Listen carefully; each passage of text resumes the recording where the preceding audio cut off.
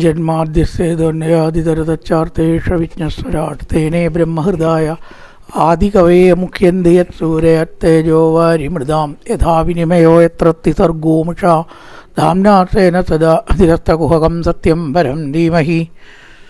നമസ്കാരം. സനാതനധർമ്മ സംഹിതകളിലെ വിജ്ഞാനശകലങ്ങൾ പങ്കുവയ്ക്കാനുള്ള ചാനലായ നാദശ്രീയിലേക്ക് എല്ലാവർക്കും സ്വാഗതം.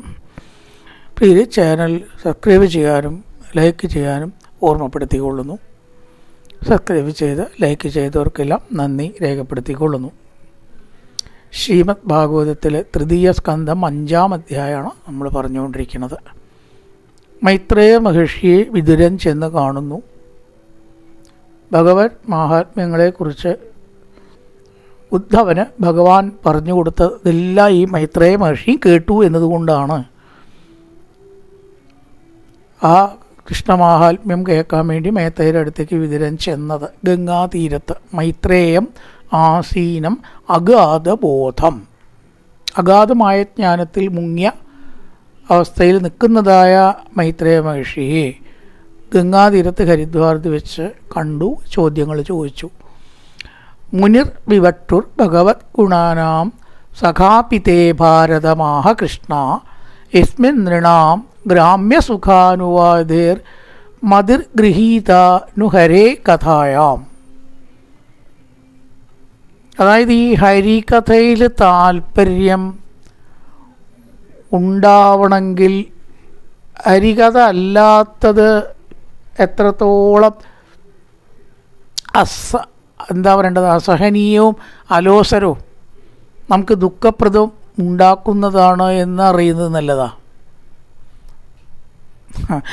ഈശ്വര കഥയിലേക്ക് താല്പര്യം, നല്ല കാര്യത്തിലേക്ക് താല്പര്യം ഉണ്ടാവണമെങ്കിൽ 2 മാർഗമുണ്ട്. ഒന്ന് നന്മയുടെ നല്ല വശങ്ങൾ പറയുക, ചീത്തയുടെ ചീത്ത വശങ്ങളും കേൾപ്പിക്കുക. രണ്ടും കൊണ്ടും നല്ലതിലേക്ക് മനുഷ്യനെത്തും. അതിനാണ് ഈ നരകവർണ്ണന. ചീത്ത പ്രവൃത്തികൾ ചെയ്താൽ അനുഭവിക്കേണ്ടി വരുന്ന ദുഃഖങ്ങൾ എന്തെല്ലാം എന്ന് കേട്ട് നന്മയിലേക്ക് വരുന്നവരുണ്ട്. നന്മ മാത്രം കേട്ടിട്ട് നന്മയിലേക്ക് വരുന്നവരും ഉണ്ട്. 2 പ്രകാരമാണ് ആളുകൾ. നെഗറ്റീവ് കൂടെ ഇതിലേക്ക് കൊണ്ടുവരില്ല, പോസിറ്റീവ് മാത്രം പറഞ്ഞിട്ട് ഇതിലേക്ക് കൊണ്ടുവരില്ല, രണ്ടും.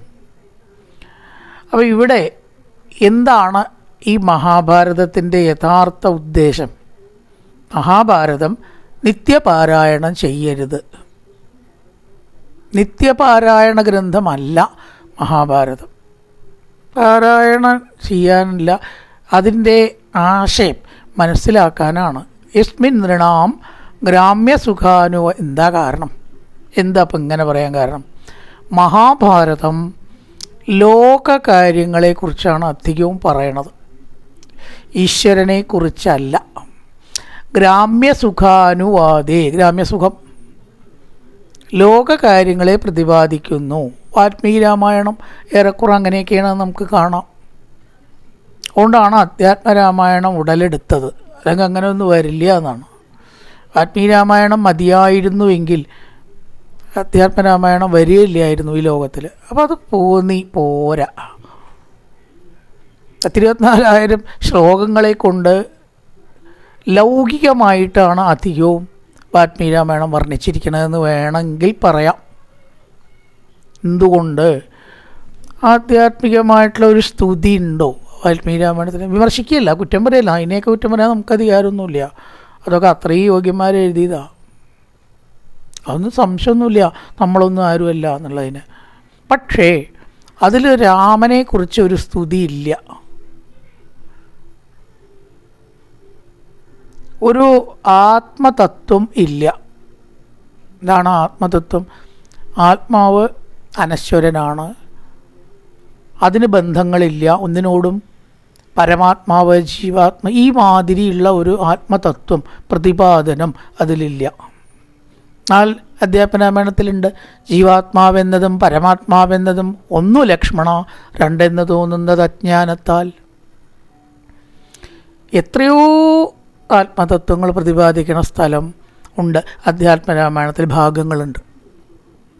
എത്രയോ ശ്രീരാമനെക്കുറിച്ചുള്ള സ്തുതികൾ ഉണ്ട്, ഉപദേശങ്ങളും ഉണ്ട്. ലക്ഷ്മണോപദേശം, രാവണന് അവരൊക്കെ കൊടുക്കണ ഉപദേശങ്ങൾ, മണ്ഡോദരി കൊടുക്കണ ഉപദേശമുണ്ട്, ഇന്ദ്രജിത്ത് പറയണ കാര്യങ്ങളുണ്ട്, ഇന്ദ്രജിത്തിൻ്റെ നീതിവാക്യം, കുംഭകർണൻ്റെ നീതിവാക്യം ഇല്ലേ, അതൊക്കെ ഉപദേശങ്ങളാണ്. ലക്ഷ്മണോപദേശം, ഒരുപാട് ഉപദേശങ്ങളുണ്ട്, ഒരുപാട് സ്തുതികളുണ്ട്, ഒരുപാട് ആത്മതത്വങ്ങളുണ്ട്. അധ്യാത്മരാമായണം 4000 ശ്ലോകങ്ങളാണ് ഉള്ളൂ. മറ്റത് 24,000 ഉണ്ടെങ്കിലും ഈ 4000ൻ്റെ പ്രയോജനം നിത്യപാരായണത്തിൽ മറ്റതില്ല എന്നാണ്. വാൽമീകി നിത്യപാരായണത്തിനല്ല, അത് മനസ്സിലാക്കാനാണ്. യജ്ഞം നടത്തും ചെയ്യാം കേട്ടോ, യജ്ഞം നടത്താം, അപ്പോൾ കാര്യങ്ങൾ മനസ്സിലാവും. അപ്പോൾ അതൊക്കെ ഇതിഹാസങ്ങളാണ്, പുരാണം അല്ല. അപ്പോൾ ഇവിടെ അത് പ്രത്യേകം പറഞ്ഞിട്ടുണ്ട്, യസ്മിൻ നൃണാം ഗ്രാമ്യ സുഖാനുവാദേ, ലോകകാര്യങ്ങളെക്കുറിച്ചേ അതിൽ അധികം പ്രതിപാദിക്കുന്നുള്ളൂ. അപ്പം തന്നെ തോന്നും ആൾക്കാർക്ക്, ഇത് വലിയ സുഖമൊന്നുമില്ല കേട്ടോ കേട്ടിട്ട്.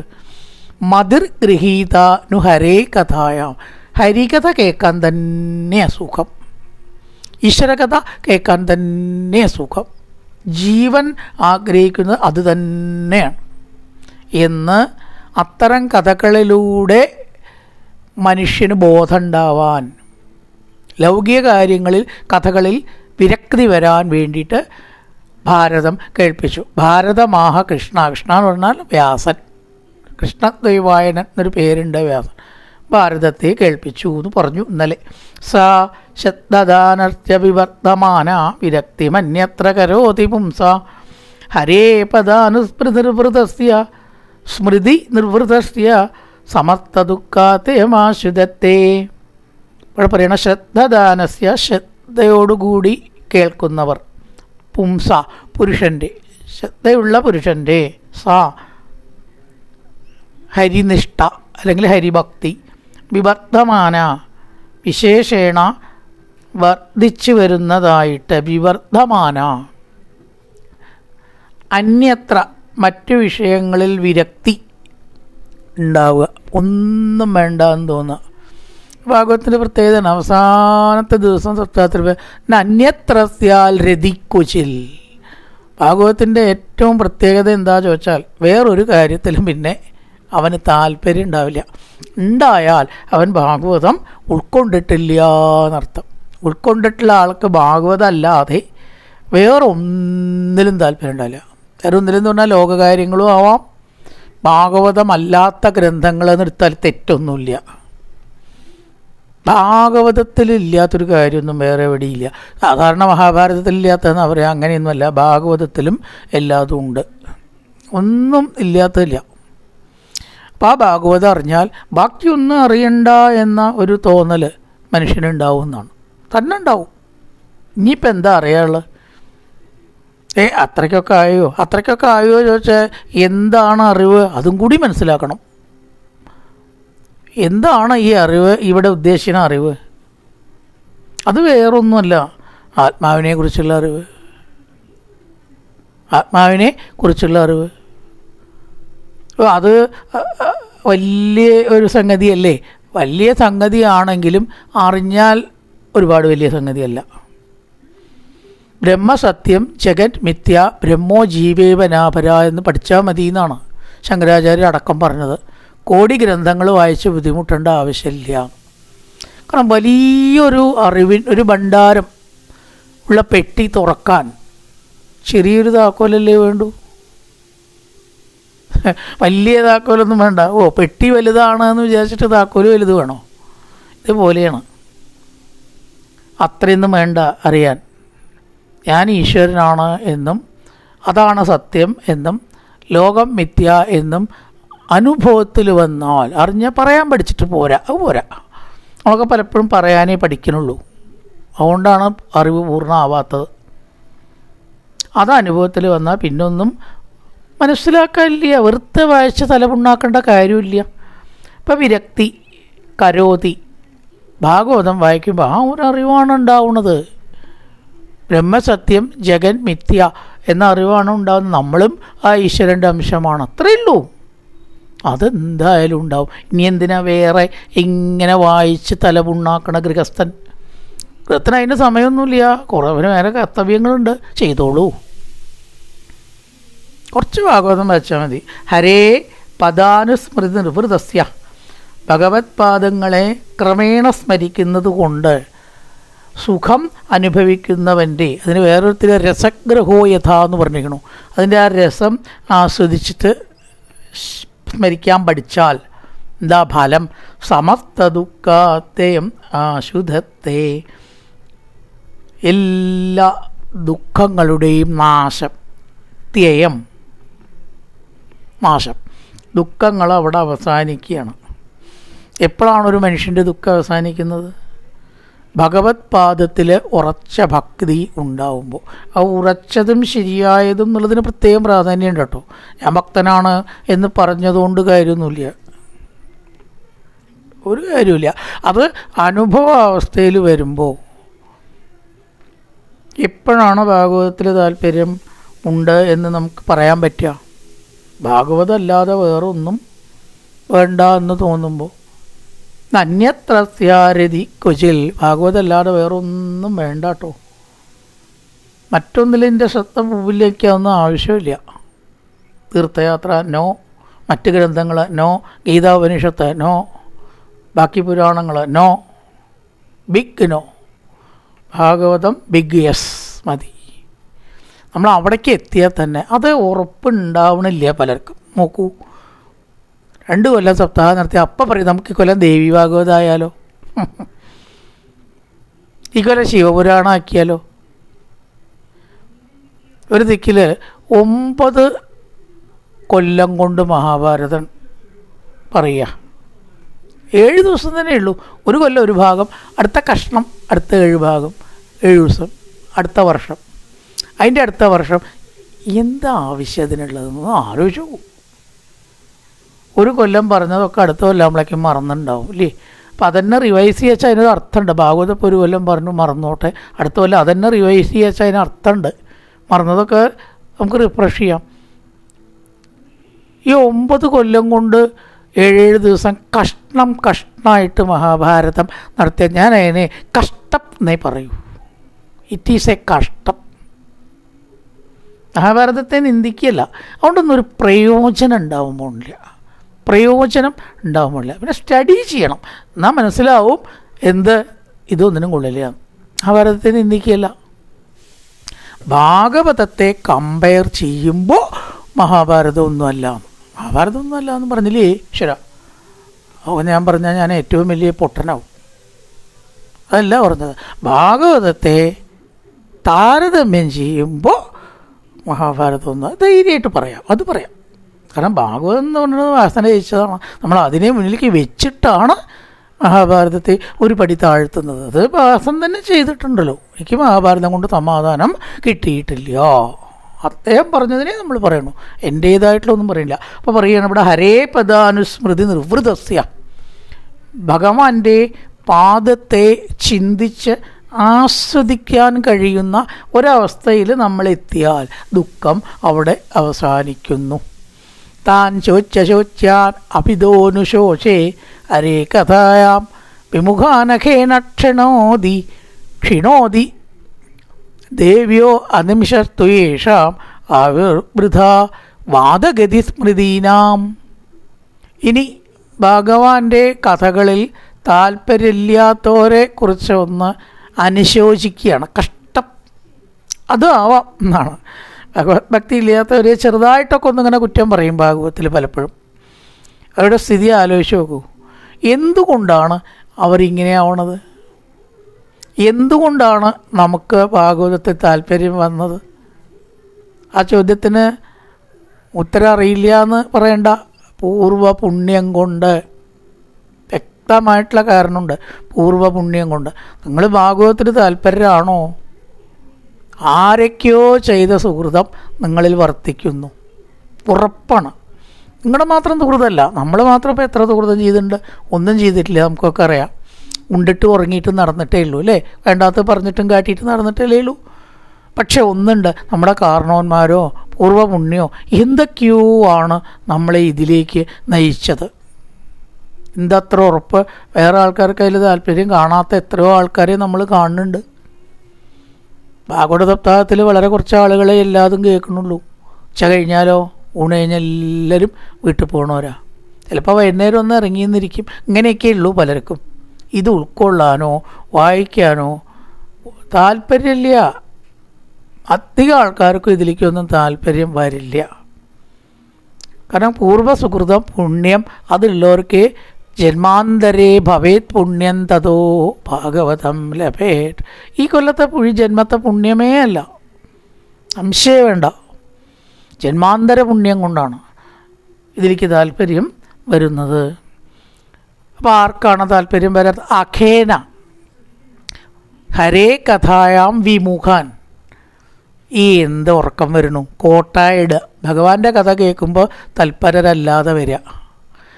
പാപം കൊണ്ടാണ് അത്ര അവർക്ക് അങ്ങനെ തോന്നുക. അഖേന എന്ന് പറഞ്ഞാൽ പാപത്താൽ, ഹരേ കഥായാം വിമുഖാൻ, ഈശ്വര കഥകളിൽ വിമുഖത വരിക, താല്പര്യമില്ലാത്തവരും. പിന്നെയോ ശോച്ചാൻ, വളരെ കഷ്ടാവസ്ഥയിലാണ് അവരിയ്ക്കുന്നത്. JCB വെച്ച് പൊന്തിച്ചാലും പൊന്തില്ല, അത്ര താഴെയാണ് ഈശ്വരകഥയിൽ തൽപരരല്ലാത്തവരുടെ അവസ്ഥ. എത്ര അടി താഴ്ചയിലാണ് അവരിയ്ക്കണമെന്ന് പറയാൻ പറ്റില്ല. JCB ഒന്നും പോരാ, പൊന്തൂല്ല അവർ. അതാണ് ഇവിടെ എന്ത് പറയുന്നത്? ശോച്ചാൻ, ചെറിയ പരദൂഷണമൊക്കെ ഭാഗവതത്തിലാവാം. അവിധ താൻ, അറിവില്ലാത്ത അവരെ, അനുശോചേ, ഞാൻ വളരെയേറെ അവരെ പറ്റി ഖേദിക്കണു. ഇങ്ങനെ ആയില്ലോ അവർ. നല്ലൊരു മനുഷ്യജന്മവും ശ്രവണശക്തിയുള്ള കാതുകളും ചിന്താശക്തിയുള്ള തലച്ചോറും കിട്ടിയിട്ട് കഷ്ടം. ഇതിനെ ഈ വക കാര്യങ്ങളിലേക്കൊന്നും ഉപയോഗിക്കാതെ താൻ ശോച്യാൻ, ശോചനീയ അവസ്ഥയിലുള്ളവരുടെ കഥ കഷ്ടം എന്നെനിക്ക് തോന്നുകയാണ്.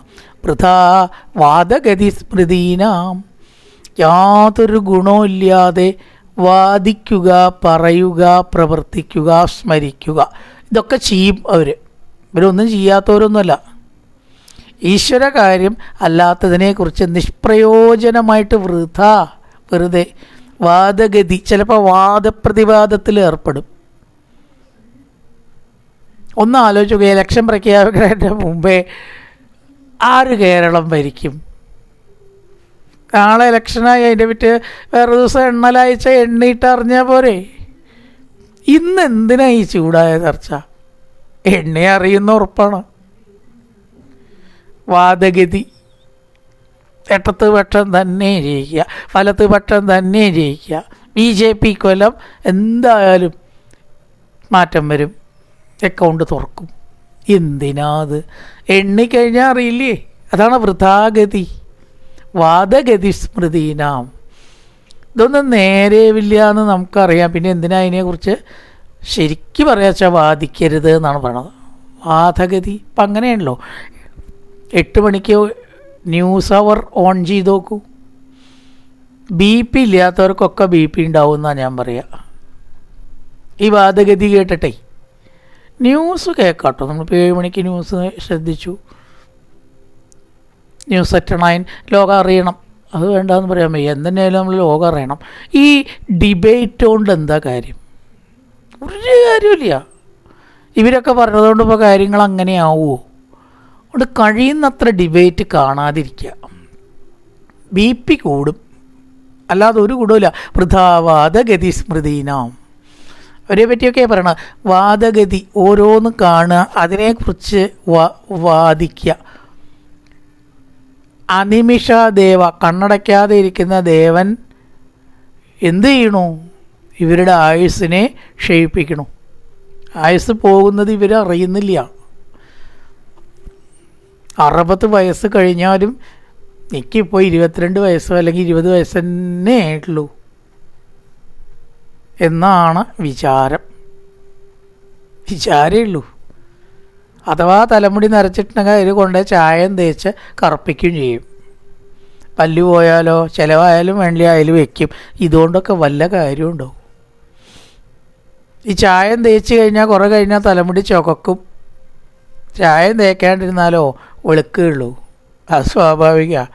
അസ്വസ്ഥതയില്ല കാണുമ്പോൾ ഇല്ലേ, വെളുത്തല നരച്ചവരെ കാണുമ്പോൾ ലേശൊരു അലസരത തോന്നുന്നല്ലാണ്ട് പ്രായമായത് ചുവന്ന തലമുടി കണ്ടാലോ എന്താ പറഞ്ഞു വരുന്നത് എന്നുണ്ടെങ്കിൽ നമ്മൾ ഈ ആയുസ് കുറഞ്ഞിട്ട് കാണിക്കാൻ ശ്രമിക്കുന്ന കോപ്രാപ്യങ്ങൾ പലതാ. അതുകൊണ്ടൊന്നും കാര്യമില്ല. ക്ഷിണോതി, കുറേ കഴിയുമ്പോൾ ആയുസിൻ്റെ വഴിക്ക് കുറഞ്ഞു പോകുന്നത് ഈ തോന്നിയ കാര്യങ്ങളിൽ വ്യാപരിപ്പിക്കുന്നവർ അറിയുന്നില്ല. ആയുർ വൃഥ വാദഗതി സ്മൃതീനാം, വാദം വാദിക്കുക, സ്മൃതി ഓർക്കുക, പറയുക, കേൾക്കുക, സ്മരിക്കുക, ഇതൊക്കെ ചെയ്ത് അവരുടെ ആയുസ് പോകുന്നത് അവർ അറിയുന്നില്ല. കഷ്ടം എന്ന് പറയണം. തദസ്യ കൗഷാരവശർമ്മദാതുർഹരേ കഥാം ഏവ കഥാസുസാരം ഉദ്ധൃത്യ പുഷ്പേഭ്യവാർത്തബന്ധോ, ആർത്തബന്ധോ എന്നല്ലേ, ഇവ ആർത്തബന്ധോ എന്നാണ് അവിടെ ചിലത്തിൽ കുത്തുപോയിരിക്കുക. ആർത്തബന്ധോ ശിവായന കീർത്തയ തീർത്ഥകീർത്തേ. അതുകൊണ്ട് തത് അസ്യ ഹരികഥ ഹരേ കഥാം ഏവ കഥാസുസാരം കീർത്തയ, ഹരികഥയെക്കുറിച്ച് കീർത്തിക്കൂ. മൈത്രേയ മഹർഷിയോട് പറയുകയാണ്. എങ്ങനത്തെ ഹരികഥ? ശർമ്മധാതു ഹരേ കഥ, ശാന്തി മനസ്സിന് നൽകുന്ന കഥ, ഹരികഥ. മനസ്സിന് ശാന്തി ലഭിക്കണമെങ്കിൽ ഈശ്വരകഥ കേൾക്കണം. മഹാഭാരതം കേട്ടാൽ ലഭിക്കില്ല. ദുര്യോധനനോട് ഒരു ദേഷ്യം, പാണ്ഡവന്മാരോടൊരു വേറെ ഭാവം, സ്ത്രീപക്ഷത്ത് നിൽക്കുന്നവരൊക്കെ പാഞ്ചാലിയുടെ ഭാഗം, അങ്ങനെയൊക്കെ ഉണ്ടാവും. ഭേദബുദ്ധി ഉണ്ടാവും ഭാരതം കേട്ട, അംശമൊന്നും വേണ്ട. അതുകൊണ്ടാണ് കലഹത്തിലെത്തും അതെന്ന് പറയണത്. വാദിച്ചിട്ട് കലഹത്തിലെത്തും. അതുകൊണ്ട് വായിച്ചുകൊണ്ട് തമ്മിത്തല്ലൊന്നും ഉണ്ടാവില്ല കേട്ടോ, വെറുതെ പറയുക. ഭാരതം വായിച്ചാൽ തമ്മിത്തല്ലുണ്ടാവുന്നില്ല. ഇങ്ങനെ വാദപ്രതി ഉണ്ടാവും. അതൊരു തരം തമ്മിത്തല്ലിൻ്റെ ഭാവമാണല്ലോ. അതാണ് പറഞ്ഞത്. അതുകൊണ്ടൊന്നും കാര്യമില്ല. ഹരേ കഥാമേവ കഥാസുസാരം, ശർമ്മം സമാധാനവും ശാന്തിയും ഭാഗവതം കൊണ്ടേ ലഭിക്കൂ. അത് പറയണം. എങ്ങനെയാ?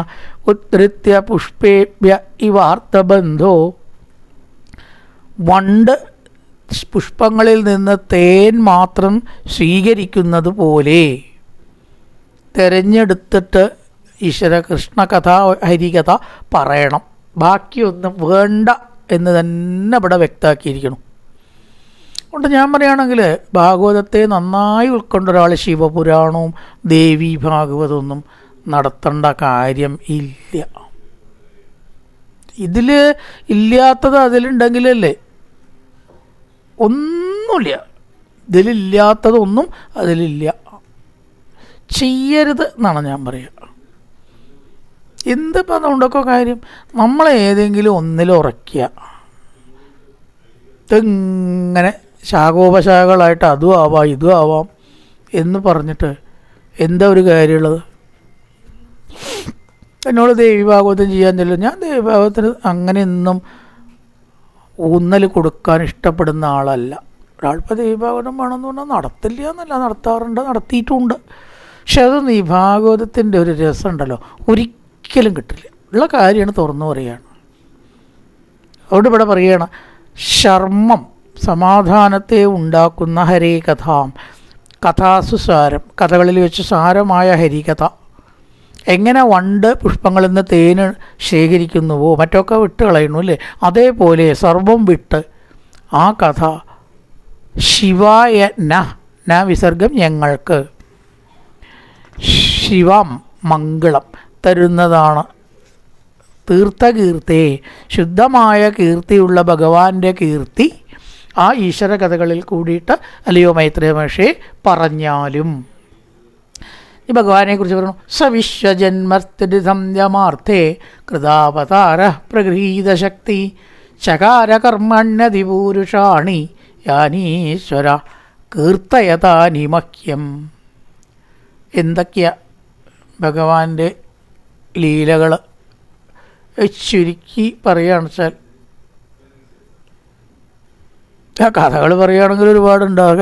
ഒക്കെ അതിനൊക്കെ ഒരു സ്വഭാവമുണ്ട്. അതായത് നമ്മളിപ്പോൾ ഒരു വലിയ അപേക്ഷ കലക്ടർക്കോ ബാക്കിയുള്ളവർക്കോ ശരിയാക്കുകയാണെങ്കിൽ അതിൽ ഫ്രം ടു കഴിഞ്ഞിട്ടൊരു വിഷയമുണ്ട്, സബ്ജക്റ്റ്.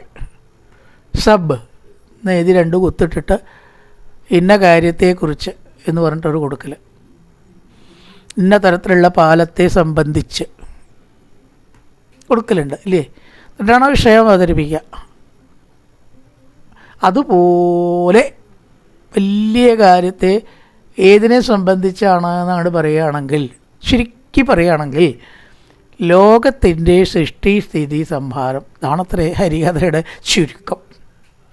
വിശ്വജന്മ സ്ഥിതി സംധ്യമാർത്ഥേ, ലോകത്തെ സൃഷ്ടിക്കുന്നതാണ് ജന്മം, ജന്മാദ്യസ്യ.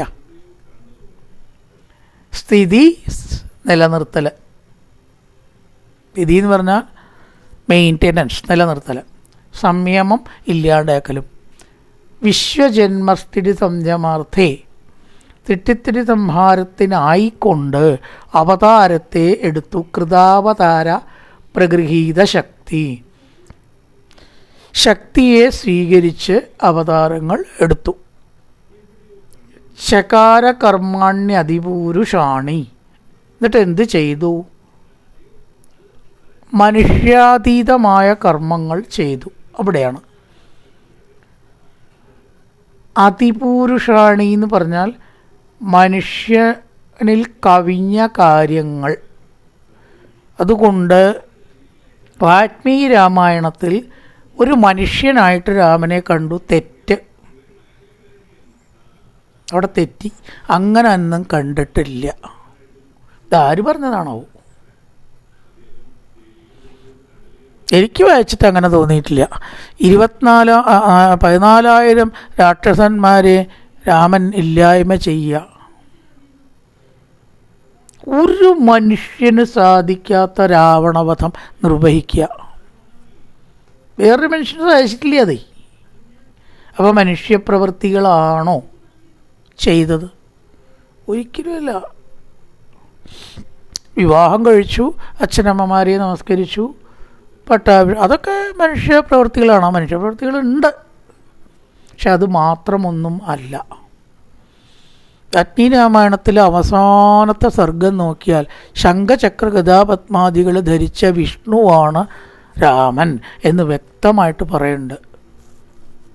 അവതരിച്ചതും പറയുന്നുണ്ട്. രാമായണത്തിൽ രാമാവതാരം പറയുന്നുണ്ടല്ലോ, അതിൽ ബ്രഹ്മാവ് വിഷ്ണുവിനോട് അപേക്ഷിച്ചു